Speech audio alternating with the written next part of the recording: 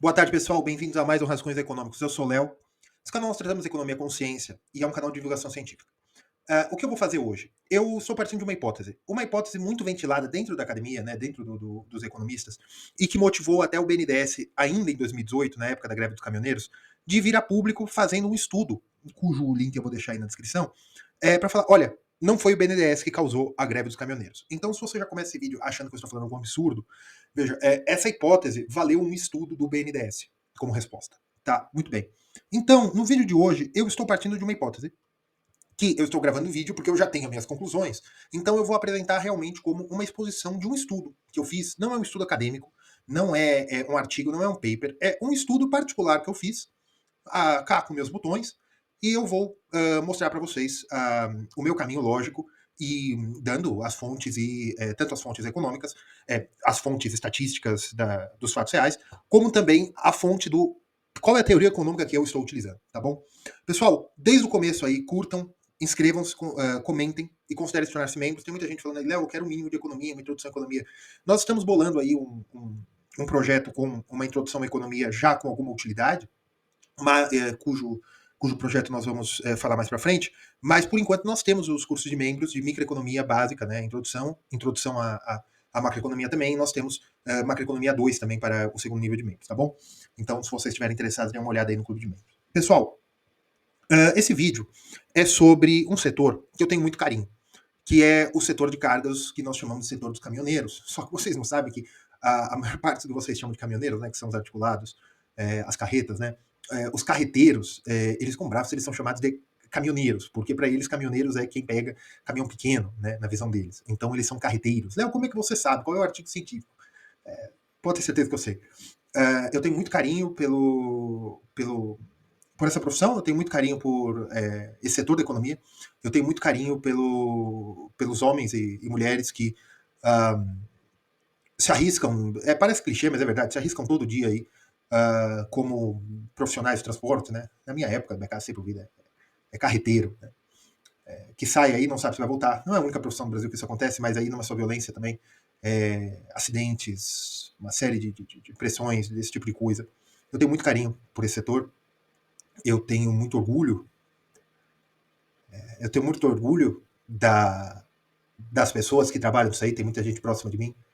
E esse vídeo também é uma homenagem de uma certa maneira, aí, a essas pessoas em específico que eu tenho muito orgulho. Inclusive, eu gostaria muito de ter sido carreteiro. Fui impedido por. Fui impedido, certo? Mas eu seria muito feliz, acredito eu. Dinheiro, não sei, mas eu seria muito feliz de seguir esse caminho, porque eu sei que tem gente muito boa e eu tenho muito orgulho, certo? Depois desse momento, que vocês vão falar que eu estava enrolando, mas o vídeo é meu, certo? E esse vídeo é uma homenagem a todos os carreteiros, então vamos embora. O que causou a greve dos caminhoneiros? Bem, o que foi a greve dos caminhoneiros? A greve dos caminhoneiros ocorreu em 2018. Foi em maio de 2018. Qual foi a situação? O que aconteceu? Os caminhoneiros, boa parte deles agregados ou autônomos, o que são caminhoneiros agregados? São caminhoneiros pejotizados ou não, que têm o seu próprio caminhão e trabalham para empresas de transporte como terceirizados dessas empresas, vamos dizer assim. A princípio, eles têm o próprio caminhão, mas também ocorre deles pegarem caminhões de pessoas, como se fosse um aluguel, de pessoas que têm um caminhão a mais, eles utilizam esses caminhões e pagam o aluguel do caminhão. Às vezes, isso é não regularizado, mas isso é formalizado. Às vezes isso é formalizado, às vezes é um contrato, às vezes é de empresas mesmo de aluguel. Isso é muito difícil, mas às vezes sim. Ou às vezes não. Uma pessoa tem 2, 3 caminhões e ela não tem uma empresa, não tem nada, mas ela cede o caminhão a outra pessoa para que a outra pessoa trabalhe com isso e eles têm um acordo lá da divisão dos lucros, dos custos e esse tipo de coisa. Muito bem. Então nós temos que entender o setor. O setor dos caminhoneiros, né, que é o setor do transporte rodoviário, o que você precisa? Você precisa de capital humano, que é o carreteiro, né? Ou caminhoneiro. Ou caminhoneiro. Tá? Que o certo é você chamar de motorista. Tá? Você tem o capital humano, que é o motorista. Você tem o capital físico, que é o caminhão, né? Que é o cavalo mecânico, o caminhão, o truque.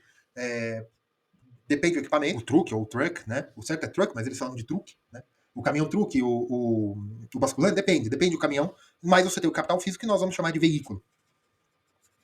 E do veículo você tem o implemento, que é a carreta em si, que eu não sei se você sabe, tem até documento diferente, que é a parte em que puxa carga. Você também pode colocar no implemento também o container, né? Mas o container é mais por conta do embarcante, esse tipo de coisa, mas tudo bem. Você tem uma série de bens de capital, isso tudo são bens de capital, que é capital físico que é utilizado pelo caminhoneiro, né? Ou no serviço de logística de transporte rodoviário. Você precisa do veículo, você precisa dos implementos. E você tem a necessidade de capital financeiro como capital de giro para a compra de suprimentos ou suplementos, tá? Os caminhoneiros vão chamar das duas coisas, mas o certo são insumos, tá? Na compra de insumos.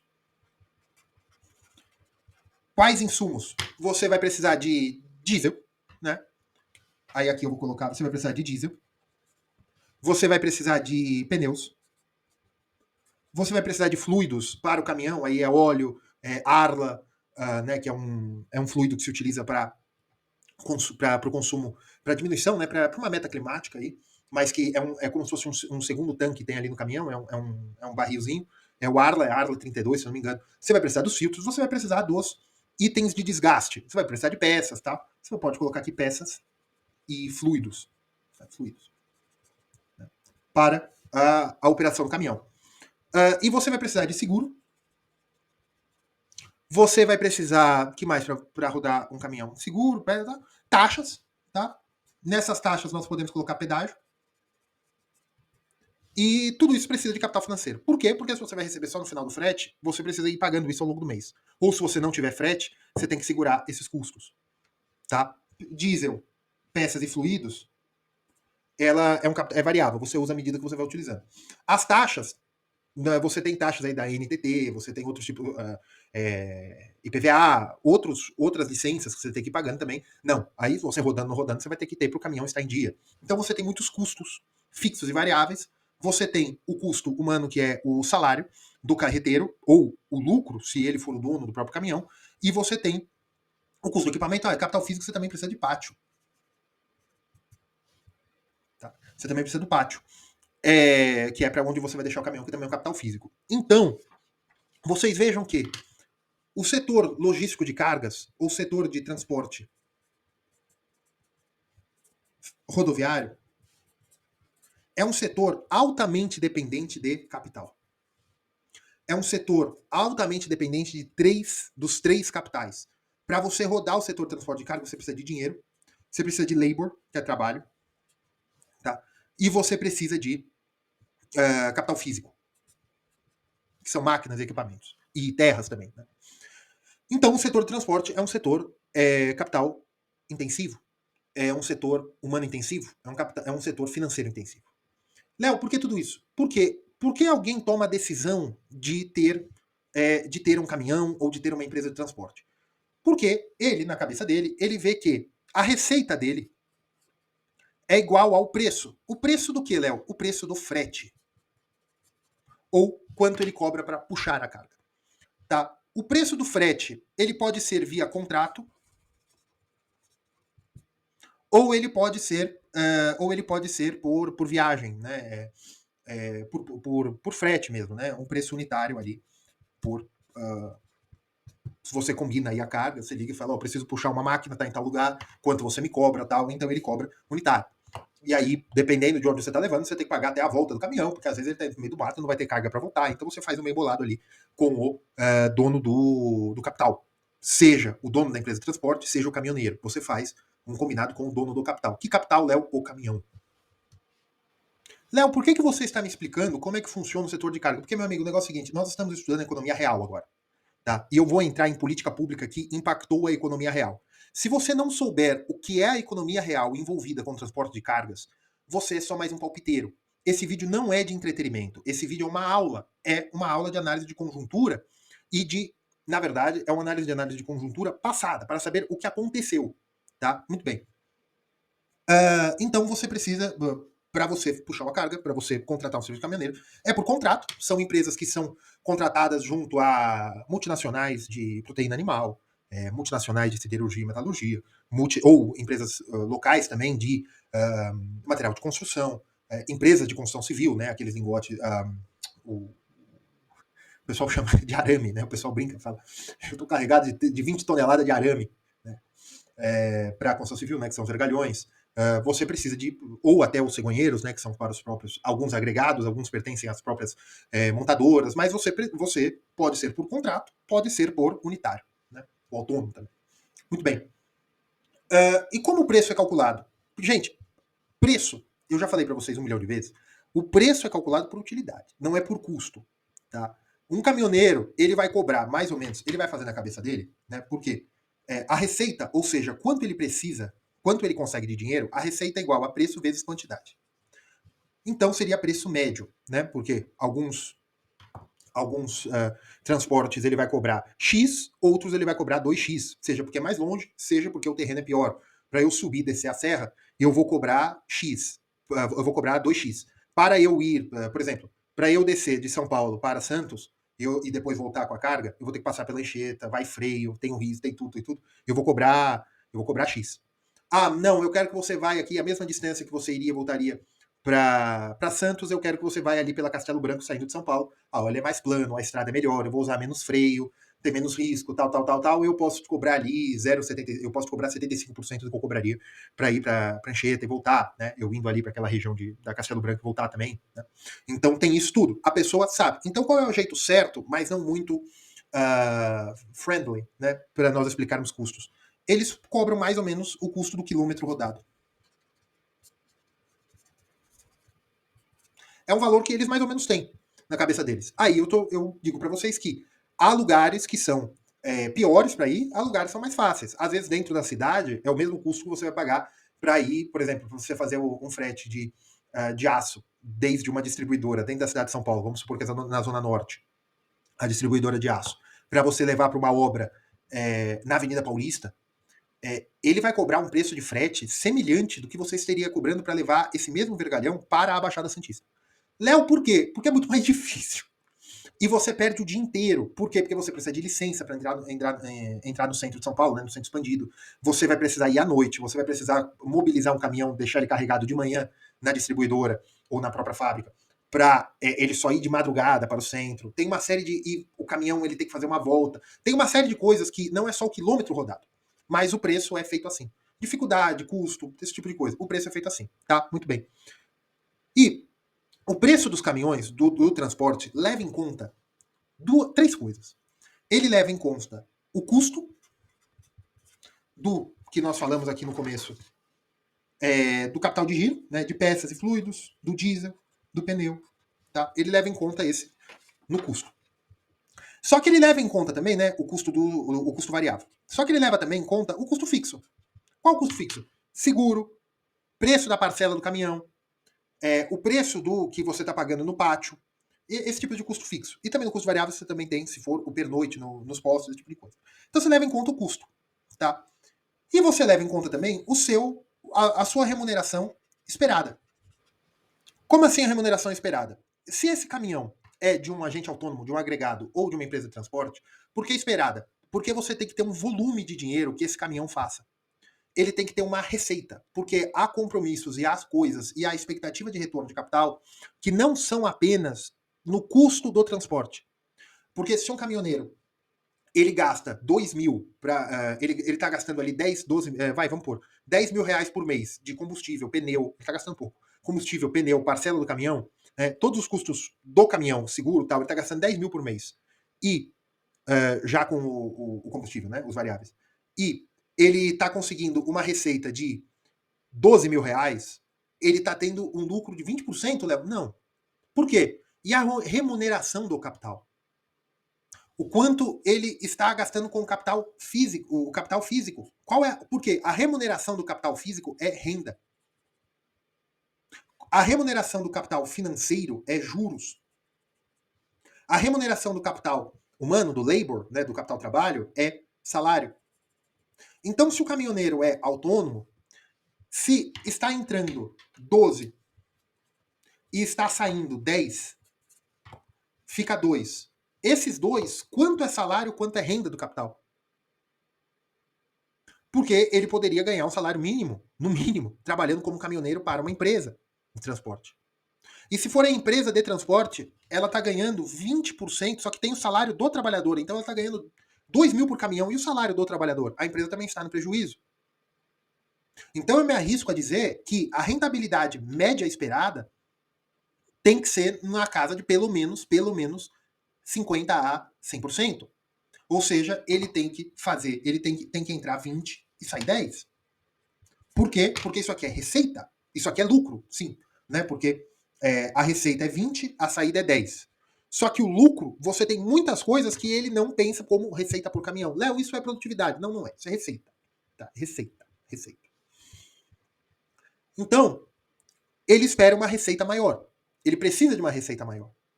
Ele precisa de um lucro maior, uma lucratividade maior, para valer a pena, porque você tem o problema do salário e da renda, se ele for autônomo, e também a remuneração do salário do profissional, se ele trabalha para uma empresa, ou ainda como cooperativa, ou ainda pejotizado. E eu vou falar uma coisa para vocês. Se vocês são caminhoneiros, estão me ouvindo? Gente, eu sei que o sonho da vida de um caminhoneiro, um carreteiro, é um dia poder comprar o próprio caminhão. Por quê? Porque ele vê as notas fiscais, né? O romaneio, ele vê ali tudo. Nossa, o patrão ganhou 4, ganhou 5, ganhou 7, 8, 9, 20, 30, né? No final do mês, vai contando tudo. E ele vê saindo pingadinho ali, né? Diesel, pneu, às vezes ele mesmo leva, o patrão pede para ele ir na empresa na borracharia, no eletricista do caminhão, né? No eletricista automotivo, né? Nesse caso, caminhão, ele pede para ver tudo, e ele começa a ver que vai sobrando dinheiro, né? Porque, pô, tá, ele gastou 20 mil nesse caminhão no mês, mas entrou 40. Os caras tá rico, eu tô ganhando só 2, 3 mil. Não é bem assim, porque você tem o custo de capital, porque o caminhão vai desgastando. A parcela que você paga no caminhão, no final, aquele caminhão praticamente não leva mais nada. Então você vai ter que comprar outro caminhão depois. Você tem o desgaste do capital, por isso que você precisa de renda do capital. Para repor o capital. É o custo de reinvestimento. E é um custo alto. Fora os impostos. Né? É um setor bem complicado para pagar imposto, mas tudo bem. Fora os impostos, esse tipo de coisa. Você tem muitos custos do caminhão. Você tem custo de oportunidade. Às vezes um caminhão fica parado muito tempo carregando por conta da logística brasileira. Em grandes indústrias multinacionais brasileiras, você precisa de 2, 3 dias para carregar uma carga. Léo, estudo para isso. Eu tenho minhas fontes, certo? Você tem também o custo de oportunidade. Então, o setor de transporte é um setor de rentabilidade baixa. Se ele é um setor de rentabilidade baixa, tanto caminhoneiros autônomos como gerentes e donos de frotas, o que eles fazem? Eles tentam privilegiar a remuneração via salário, ou seja, para ele retirar, para ele ter dinheiro para sobreviver no dia a dia, né, ou até para fazer patrimônio, mas ele subestima a necessidade da renda do capital, que é o reinvestimento. Então a frota de caminhões no mundo inteiro tende a ser mais velha do que deveria. Por quê? Para aumentar a produtividade do capital físico, para que o investimento feito naquele capital dure mais. Porque eu posso diminuir o custo fixo. Como diminuindo o custo fixo? Aumentando a lucratividade marginal do capital inicial, que é a compra do caminhão. Eu paguei o caminhão durante 5 anos, paguei uma parcela de 3, 4 mil reais por mês, paguei, tá pago, é bem mais, tá? Fora o capital inicial, né, a entrada, paguei, tá pago. Agora eu vou trocar o caminhão? Não vou. Por quê? Porque agora esses 2, 3 mil reais que eu estou deixando de pagar para o banco pelo financiamento do caminhão pode entrar no meu bolso. Só que aí é um problema, porque a hora que eu precisar trocar o caminhão, o que eu fiz com aquele dinheiro? Eu torrei um dinheiro que era a remuneração do capital. Então, o setor de transportes no Brasil, até 2008, 2009, era a idade média da frota era uma idade média muito velha. Era coisa de 10, 15 anos. O certo é 5 a 7 anos. Né, por recomendação não sei se é o OMS, a OMS cuida de segurança de transportes, tá? A Organização Mundial de Saúde. Ou da Organização Internacional do Trabalho, não sei. Mas tem algumas diretrizes internacionais, porque o governo brasileiro não decide nada, tá, gente? Vem tudo pronto da ONU. Inclusive, esse negócio de jornada 6x1, esse tipo de coisa, no mesma semana que começou no Brasil, começou aqui na Armênia. Aí eu conversei com gente na França, também veio esse negócio de modificação da jornada de trabalho. Então, gente, não é teoria da conspiração. Quando vocês ouvem algum deputado, alguém falando de alguma coisa de modificação de legislação, pode ter certeza que isso saiu direto da ONU, tá bom? Só para isso que eu gostaria que vocês soubessem. Estou falando que tá certo ou tá errado. Estou falando que esse negócio de democracia representativa para tomar decisão, isso é tudo balela, certo? Muito bem. Eu sou prolixo, gente. Eu posso fazer o quê? Você tem então isso que a frota média, a idade média da frota deveria ser de 5 a 7 anos, quando antes de 2008 era coisa de 10 a 15 anos, ou seja, os caminhões que rodavam em 2008 no Brasil, em média, foram fabricados em 93. Então veio no reboque, agora eu vou entrar na dona Dilma, veio no reboque, né, já que nós estamos falando do setor de cargas, veio puxado por uma carreta 12 eixos, certo? Veio o programa, ainda não era Dilma, tá? Era o final do segundo governo Lula, Lula 2. Veio o Programa de Sustentação de Investimentos, que eu não lembro se a Dilma ainda estava no Ministério da Casa Civil ainda na época, ou se ela já tinha saído para concorrer, não sei. Acho que ela ainda estava. Veio o Programa de Sustentação de Investimentos, que foi uma medida anticíclica. Porque em 2008, né, nós estamos falando de 2009, tá? O Programa de Sustentação de Investimento. Em 2008 houve a crise financeira internacional, que foi a marolinha. Só que o PIB brasileiro caiu, só que não foi tão feio realmente naquela época. Só que o PIB brasileiro caiu e o governo Lula quis fazer medidas para potencializar a recuperação pós-impacto do biênio 2008-2009. E desenvolveu uma série de programas, o PAC, esse tipo de coisa, né? Mas o PSI foi o Programa de Sustentação de Investimentos, que era a utilização de crédito subsidiado. Para quê? Léo, de onde você está tirando isso? O artigo do BNDES. Tá explicando tudo isso. A primeira parte, o artigo não mostra. Agora eu estou entrando no artigo do BNDES. Crédito subsidiado. Que o BNDES diagnosticou que naquele biênio, ou e um pouquinho antes também, 2006 até 2009, a formação bruta de capital estava insignificante. Justamente por conta dessa conta aqui. Os maquinários, não apenas caminhões, ônibus, implementos, tratores, esse tipo de coisa, mas todo o maquinário mesmo, máquinas, equipamentos de fábricas, estavam com uma formação de capital baixa. Ou seja, as pessoas compraram as máquinas, pagaram com financiamento ou de qualquer forma, e agora estavam fazendo elas renderem o máximo possível. O Brasil estava chegando perto do pleno emprego de máquinas e equipamentos. Tá? Todas as máquinas e equipamentos disponíveis, elas estavam em pleno emprego. A crise financeira deu uma baixada, né? A crise financeira de 2008 2009 deu uma baixada na pressão inflacionária, no hiato inflacionário, e, não só isso, na escassez relativa de energia e de meios de produção de transportes, porque as rodovias estavam superlotadas, né? E não tem ferrovia praticamente no Brasil ainda. As rodovias estavam superlotadas, trânsito de caminhoneiros e as docas, toda a infraestrutura de caminhões estava superlotada. E toda a quantidade e todo o capital que havia para transporte rodoviário estava rodando. A frota, a idade média das frotas era em média 15 anos. Era em média de 10 a 15 anos. Só que então você tinha caminhão de 20, 30 anos rodando. Por quê? Porque valia a pena você dar uma reformada e fazer o caminhão andar, porque você tinha pleno emprego de meios de produção. De 2000, no meio da crise deu uma baixada nisso aí, mas 2007, 2008, o comecinho de 2008 até a crise, você tinha um pleno emprego de meios de produção. Então, o governo, o Ministério do Planejamento, entende que é necessário um grande programa de sustentação de investimentos via crédito subsidiado. Para quê? O que é crédito subsidiado? É a mesma coisa do Plano Safra. O custo do crédito, normalmente é Selic mais spread. Spread é a margem que a instituição financeira coloca em cima do dinheiro que ela tem para emprestar. O dinheiro que o banco tem para emprestar, ou é via liquidez do Banco Central, que não é tão comum para esse fim, como via o dinheiro que ele pega via CDB, né? O banco, ou o que ele faz entre bancos, que ele paga CDI, né? O empréstimo interbancário, ou se ele fala, ó, deixa um dinheiro aqui, deixa R$1.000 guardado, no final do ano você tem, daqui 12 meses você vai ter R$1.150 guardado, porque a Selic está em 15%, eu vou te pagar Selic, né? Uma porcentagem de CDI. Muito bem. O banco usa esse dinheiro para emprestar para outras pessoas, né? Ele pega de agentes mais líquidos e empresta para agentes menos líquidos. É assim que você faz investimento e reinvestimento. Você é o sistema financeiro, né? Então tem até um doutor aí fala que o sistema financeiro é improdutivo. Olha, o sistema financeiro não é improdutivo em si. O sistema financeiro deve ser produtivo. E sendo produtivo, toda a cadeia da economia real se beneficia disso. Tá? Então o problema não é o sistema financeiro, o problema são os incentivos, o problema são as pessoas. Né? O sistema financeiro é uma coisa necessária para investimentos. Muito bem. O que foi aprovado no Programa de Sustentação de Investimento, que no começo deveria durar pouco tempo, e o Congresso foi, e até o BNDES fala, o próprio Congresso Nacional foi renovando o programa de 2009 até 2015.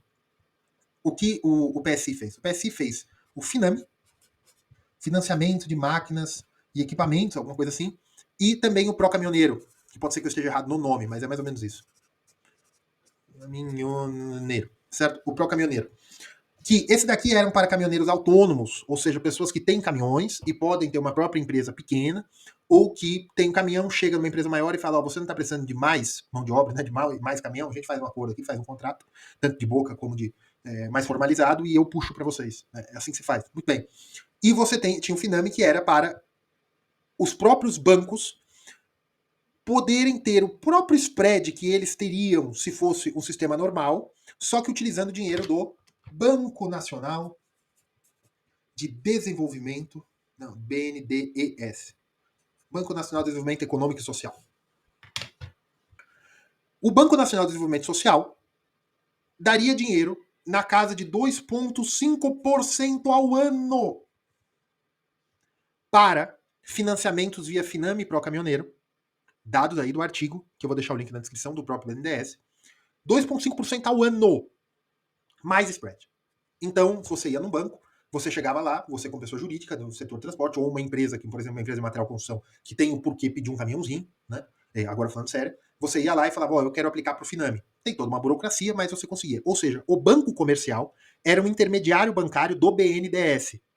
O BNDES liberava o financiamento via Finame. O BNDES liberava o financiamento via Finame. O que significava isso? Que o dinheiro era liberado a 2,5% ao ano, mais o spread do banco que você é correntista, que você tem relacionamento, que você conseguiu aprovação. Tá? E aí, isso significava o seguinte, que numa inflação média de 5,5% ao ano, que é a inflação média brasileira, você tinha financiamento de caminhões, caminhonetes, ônibus também, e implementos rodoviários, né, que é a carreta ou uma outra máquina, por exemplo, o caminhão frigorífico, ele precisa da carreta mais o equipamento de refrigeração. Você estava liberando dinheiro a juros quase que 10 pontos percentuais, em média, abaixo da taxa base de juros. Você estava liberando dinheiro durante 8 anos, 7 anos, perdão, 2009, né, até 2015, durante 6 anos, você estava liberando dinheiro que normalmente estava 1 ponto percentual abaixo da inflação média. Léo, mas o BNDES, então, o banco estava imprimindo dinheiro. Não, isso é reserva fracionária, isso é inflação. Então, eu gostaria muito de falar isso, mas o BNDES é um banco que é 100% banking. Quer dizer isso, o BNDES não tem alavancagem. Léo, como assim? Não tem.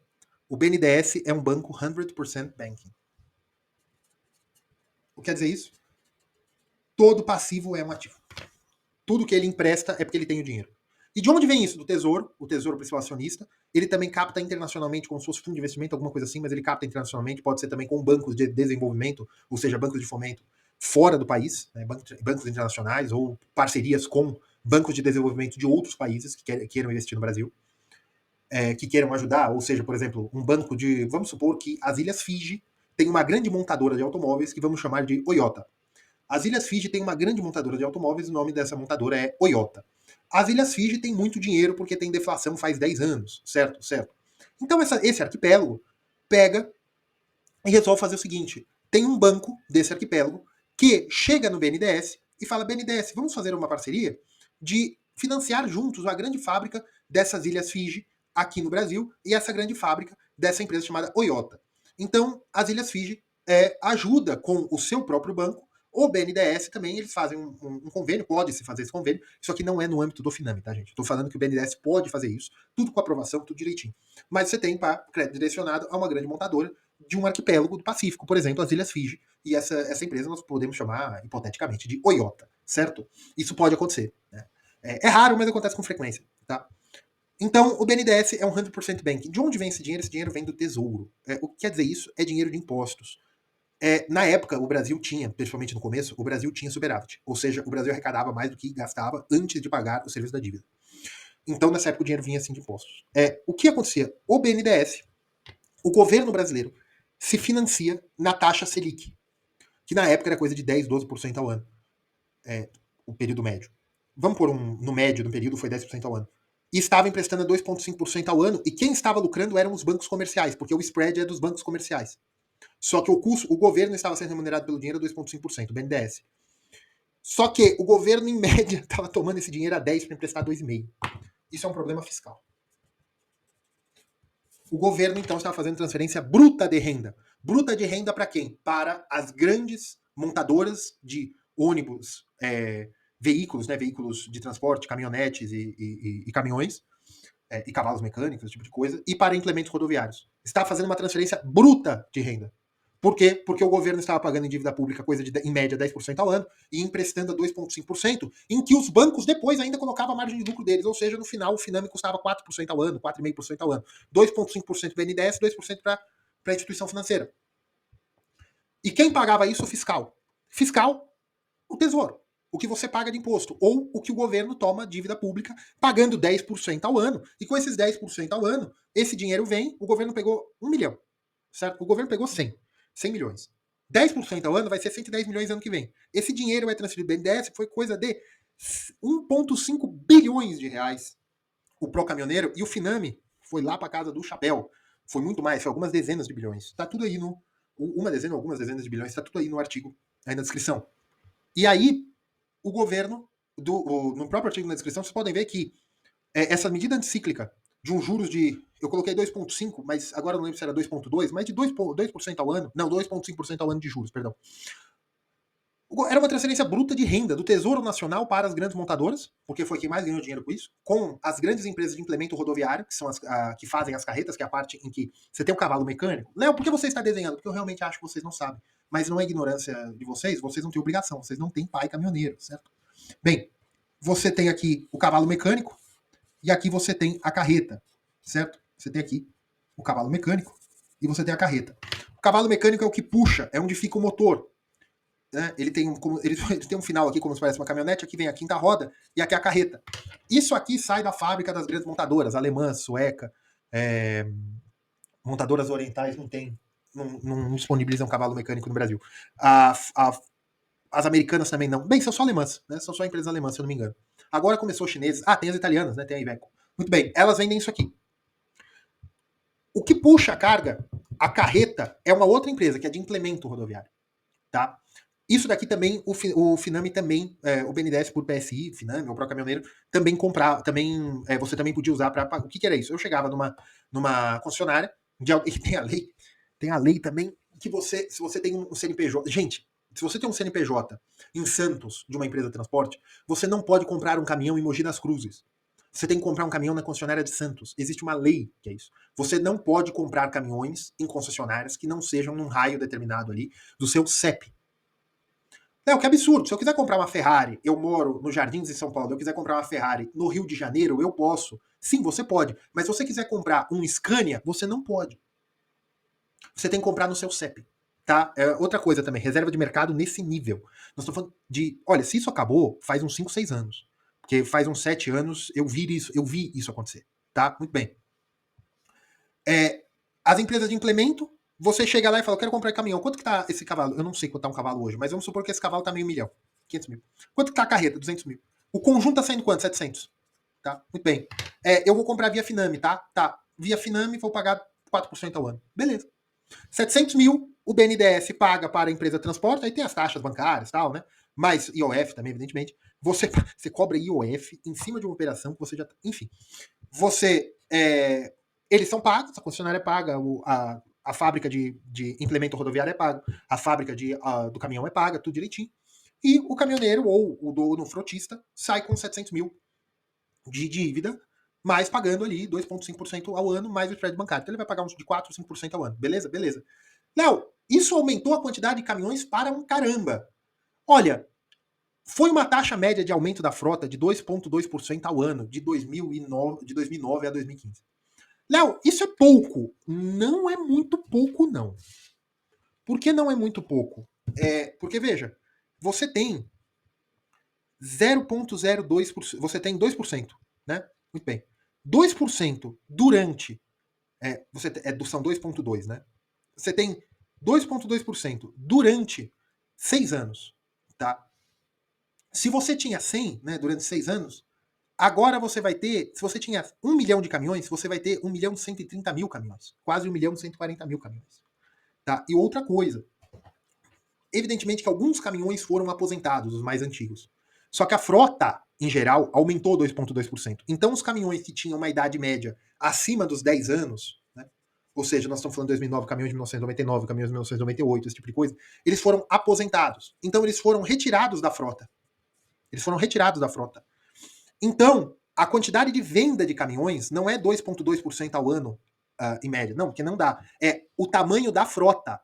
O tamanho da frota eram os caminhões que já existiam, mais os caminhões vendidos. Se a idade média dos caminhões reduziu muito para a casa dos 3 a 4 anos, em média, ou seja, cada caminhão rodando em 2010, em média, foi fabricado até 2006, 2007, nós estamos falando de uma venda enorme. Nós estamos falando de vendendo caminhões como se vende carro. Foi muito caminhão e, segundo os dados do BNDES, de 70% a 80% de todos os caminhões vendidos no país nessa época era via Finame. Só que aí tem um problema. Por quê? Porque aqui são caminhões e caminhonetes. Então, caminhonetes de carga, eu não sei a metodologia. Se uma Hilux, uma S10, uma Ranger, 2012, 2013, 2014, né, que ainda existia naquela época o programa, vendidas para a CNPJ, se todas que você está contando à venda, ou seja, que você está falando de 70% a 80% de todos os veículos vendidos para cargas de transporte, eles eram veículos financiados pelo Finame, 70% a 80%, você está contando também aquelas caminhonetes compradas em nome de fazenda, ou seja, que tem CNPJ, mas na verdade é para uso pessoal, as caminhonetes diesel. Se você está contando, é natural que elas não entrem no Finame, certo? Então nós podemos falar que quase todos os veículos de carga eram vendidos a títulos de juros negativos. Léo, isso é política monetária. Não é. Por quê? Porque o BNDES não cria dinheiro. Léo, claro que cria a reserva fracionária. O BNDES não trabalha com a reserva fracionária. O BNDES não trabalha com a reserva fracionária. E, o pior, os bancos estão ganhando spread sobre um dinheiro que não é deles, que é os bancos comerciais via parceria com o BNDES. Então, nós não estamos falando de política monetária, nós estamos falando de política fiscal. Isso aqui é keynesianismo puro. Léo, o keynesianismo acabou. Sim, porque não é assim que você faz keynesianismo. Mas isso aqui é política fiscal anticíclica. Só que em 2010 o país já estava crescendo acima de 5%. Para que você me faz uma política anticíclica de 2010 para frente? Por quê? Porque teve grandes empresas de transporte, que eu não vou ficar dando nome, mas vamos supor, eu ia fazer essa. Esse aqui, quem não sabe, é o seu Júlio César, certo? Esse aqui é o seu Júlio César. Vamos supor que seu Júlio César, tá? O seu Júlio César, ele tenha, esse aqui é o seu Júlio César, certo? Seu Júlio César. Vamos supor que seu Júlio César, né? O seu Júlio César, né? Ele queira montar uma empresa de transporte, ou ele já tem uma empresa de transporte. O seu Júlio César, o seu Júlio César vem e pega dinheiro, e ele tem uma frota, ele troca toda a sua frota com uma taxa de juros de 2,5% ao ano. Ele trocou toda a sua frota. Ele mobiliza o capital, troca toda a sua frota por 2,5% ao ano, e ele é o seu Júlio César, evidentemente, ele é César. O seu Júlio César trocou toda a sua frota e ele é um dos maiores transportadores da Roma Imperial, com 2,5% ao ano. E toda a frota que ele já tinha, ele vende. E aquele dinheiro, ele tem uma frota velha, mas de qualquer maneira, que ele ganhe 30, 40 mil reais por caminhão, ou 20, 30 mil reais por caminhão, ele tem alguns milhões no bolso de dinheiro à vista que ele pode pôr para render 10, 12% ao ano, enquanto ele está recebendo 2,5%. Tá? Você teve uma grande renovação de frota, você teve maior eficiência de transporte, né? Porque são caminhões que dão menos problemas, são caminhões rodando mais tempo. E fica mais cômodo também ao motorista. Você tem muitos motoristas que se pejotizaram na época, até falando também do Simples Nacional. Você teve muitos motoristas. Léo, dados. Você não aumentou tanto a quantidade de caminhões, você aumentou muito a quantidade de empresas de transporte. Você também tem um movimento de terceirização, então você tem um mercado maior, você tem mais players. E muitas multinacionais renovaram a frota também e começaram a agregar outras empresas de transporte para puxar as suas cargas. Você aumentou muito a demanda por suplementos rodoviários. Pneu, óleo e combustível. Qual? Diesel. O preço dos pneus aumentou muito, bem acima da inflação geral dos transportes. Tá? Por quê? Porque você aumentou muito a quantidade de caminhão. E um caminhão, a cada viagem de São Paulo para o Nordeste, um caminhão gasta ele gasta um pneu. Não, como? Você tem que ficar trocando pneu? Não. Você gasta 10% da vida útil do pneu. Então, caminhão consome muito pneu, caminhão consome muito óleo. A cada 2, 3 meses você tem que trocar o óleo. Se for região de serra, pior ainda. Caminhão consome muito diesel. Caminhão consome muito diesel. E na mesma época, entre 2012 a 2015, a dona Dilma estava com a política também de congelar o preço dos combustíveis, ou seja, utilizar caixa da Petrobras, ou seja, capital de giro da Petrobras para subsídio dos combustíveis. Como? A Petrobras, para continuar tendo lucro operacional, ela teria que cobrar X pelos ela teria que cobrar, vamos por aqui, ela teria que cobrar 3 pelo litro de algum combustível. Ela estava mantendo a 2,5, só que ela estava tendo prejuízo operacional vendendo a 2,5, porque ela deveria vender a 3 para manter o lucro operacional. E o que pagava o lucro? O caixa, ou seja, as reservas financeiras da empresa. Ou dinheiro que ela conseguia com áreas mais lucrativas, em vez de virar lucro, ela queimava para manter o balanço. Tá? Então, isso você tem todo o cenário do que Hayek coloca como ciclos econômicos artificiais. Você gerou uma grande quantidade de riqueza no setor de transportes, porque o valor do salário dos caminhoneiros aumentou. Qual caminhoneiro? O carreteiro. Porque a idade média de um carreteiro, que é o caminhoneiro que dirige esta criança aqui com articulada, né, que são os carreteiros, que vocês podem perguntar aí se vocês conhecem, é muito difícil você formar um carreteiro, porque isso aí é muito perigoso, certo? E não é uma vida fácil. Não é uma vida fácil, mas eu gostaria muito, tá? Tem gente que me proíbe, certo? Às vezes tudo que eu queria era um Volvo, certo?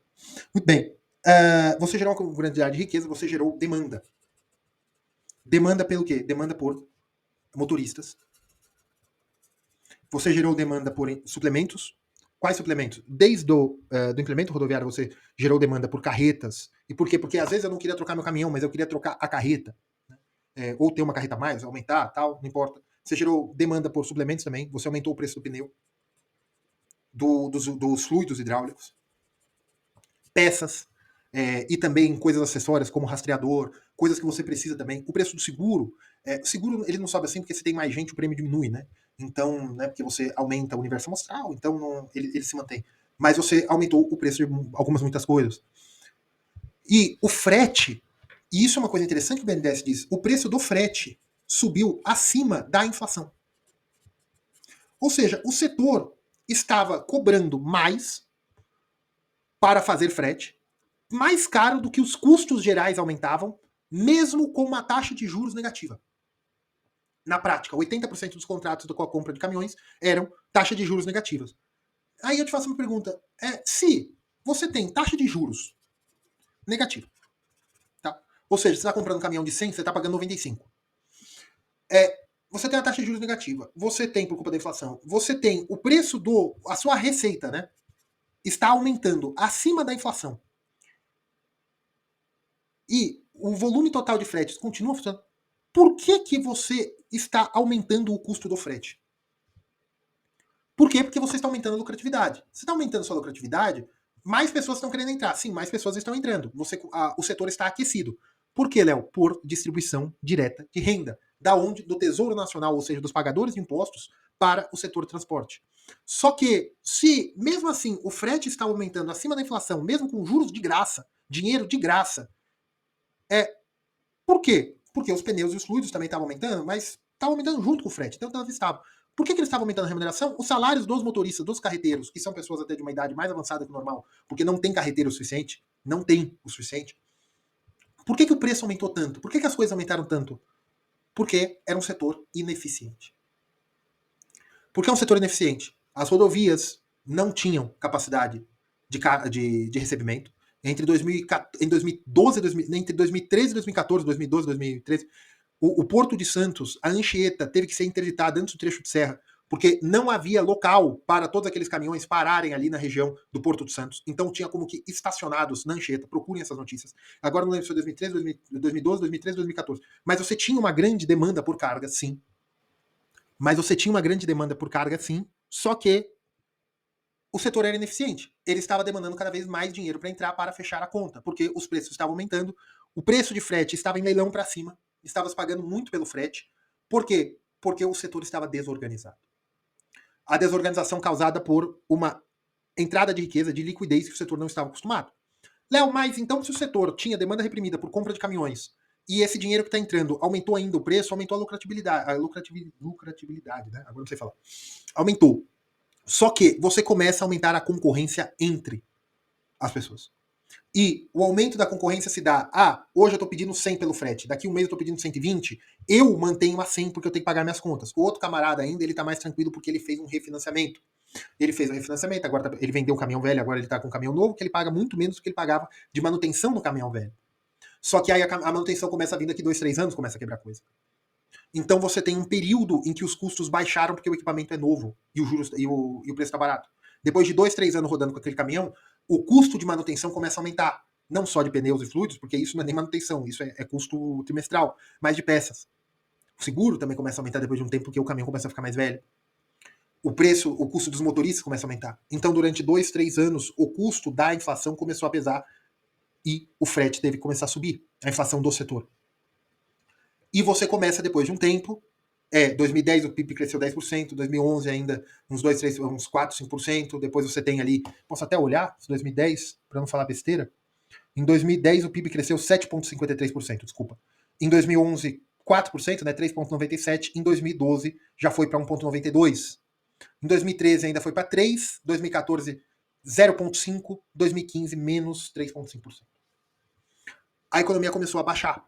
Quando a economia começa a baixar, você tem o quê? Um início de deflação dos preços. Porque eu preciso pagar a prestação do caminhão. Não importa se vou ter um prejuízo. Eu faço algum jeito aí, me paga pelo menos para eu ter uma liquidez. Eu tenho diesel, eu tenho caminhão, eu tenho pneu, só que eu não tenho dinheiro. Eu vou gastar 5 mil para fazer esse frete para você, mas você me pague 3. E a Dilma, depois, em 2015, você faz um ajuste e começa a soltar o preço dos combustíveis. O setor tinha proteção e incentivo de subsídios via Petrobras, né, indiretamente, via política de congelamento de combustíveis, e tinha via crédito. Via crédito começou a minguar, o setor começou o custo do frete começou a aumentar muito, o custo eles estavam conseguindo repassar, por quê? Porque a economia estava aquecida, no momento que a economia começou a baixar, você começa um leilão negativo, os transportadores, as pessoas querem trabalhar, não conseguem, então elas começam a baixar o preço, começa a baixar o preço, começa a baixar o preço, e ela começando a baixar o preço, eles não conseguem honrar as coisas. O diesel começa a subir, a economia parou, não tem carga para todo mundo, você começa a quebradeira. Por quê? Porque não havia demanda para aquela quantidade de caminhões. Léo, lógico que havia, porque a economia estava crescendo. Mas veja, não havia demanda porque é o seguinte, porque o setor só funciona nesse volume, nessa quantidade de gente, e com um preço artificial subindo, né, uma inflação, porque a inflação foi muito alta no setor de transportes. Só que hoje o frete ele está no valor justo. Por quê? Porque os outros preços se acomodaram. Ele só estava dando inflação à frente. Léo, essa inflação foi causada por política monetária. Eu gostaria de dizer, apesar de ser empréstimo. Mas na verdade foi política fiscal, é transferência direta de renda, porque aquele dinheiro já existia. Então o BNDES diz no relatório que não dá para falar que foram eles que causaram essa crise, porque o preço do transporte subiu acima da inflação, portanto a remuneração continuou crescendo e a oferta foi só 2,2% a mais. Tá, mas é a idade média dos transportes, a idade média dos caminhões. Se eu tinha 100 caminhões antes, agora eu tenho os mesmos 100. Tá, eu tenho os mesmos 100. Só que aqueles caminhões que saem, eu vendi 20 caminhões, em vez de ter 120, eu tenho continuando 100, porque 20 foram vendidos, canibalizados, vendidos em desmanche, ou à medida que vai tendo algum acidente, você troca por caminhão novo, isso é normal. Tá. Só que aí eu faço uma pergunta: esses caminhões não são mais produtivos? São. Um aumento de produtividade de 4, 5, 6, 10%, né, que o caminhão está rodando mais, esse aumento de 2,2% não é só 2,2% do aumento da frota. Você tem um aumento de capacidade de transporte, porque você também tem os implementos rodoviários. Então, você realmente teve um aumento de oferta. E um aumento de oferta que, pelo preço principal, que é o custo do capital, o principal preço é o custo do capital. Por quê? Porque é capital intensivo. O custo do capital financeiro e capital físico. O custo do capital físico estava maquiado para baixo por conta do capital financeiro. Você está em juros negativos, praticamente. Via BNDES, né, via Finame, via PSI. Então, você está com preços mascarados. Você tem um mau investimento, segundo a Hayek, a teoria dos ciclos econômicos artificiais. E aí o que você gera? Você gera uma massa de pessoas mais produtivas, só que não adianta mais produtividade se a rentabilidade começa a cair.